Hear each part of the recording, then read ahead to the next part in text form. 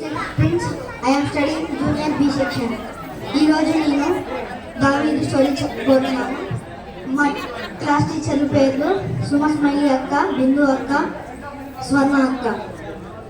అయితే ఒకరోజు దావీదు మేకలు కాల్చున్నప్పుడు అప్పుడు సింహం ఒక గొర్రెపిల్ల వెంపట పడింది.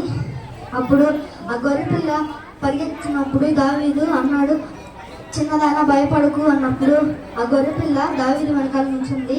అయితే దావీదు అతని దుడ్డికలతో దాన్ని చంపేశాడు. తర్వాత దావీదు అన్నైన గెలియాబు వచ్చి నిన్ను నాన్న పిలుస్తున్నాడు రా అని చెప్పినప్పుడు గెలియాబుకి చెబుతాడు దావీదు, నేను ఇప్పుడే ఒక సింహంని చంపాను అని చెప్పినప్పుడు గెలియాబు అంటాడు, నీ కథలు చెప్పింది చాలే ఆపు అన్నాడు. అయితే అప్పుడు దావీదు పరిగెత్తుకుంటా వాళ్ళ ఇంటి దగ్గరికి వెళ్ళినప్పుడు ప్రవక్త అయిన సమూయేలు అక్కడ కూర్చొని ఉన్నాడు.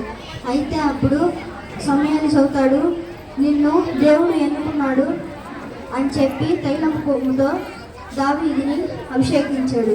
అయితే ఒకరోజు ఫిలిస్తీయులు ఇశ్రాయేలుతో యుద్ధానికి వచ్చారు, సవాల్ చేశారు. ఏమని అంటే, మీరు కనుక మాతో యుద్ధంలో గెలిస్తే మేము మీ దేవుడికి మొక్కుతాము, ఒకవేళ మేము కనుక గెలిస్తే మీరు మాకు మొక్కాలి, మా దేవుడికి మొక్కాలి అని చెప్పినప్పుడు గెలియాబు చెబుతాడు వాళ్ళకి, మిమ్మల్ని నేను ఒక చేతితో చంపేస్తాను అని చెప్తాడు.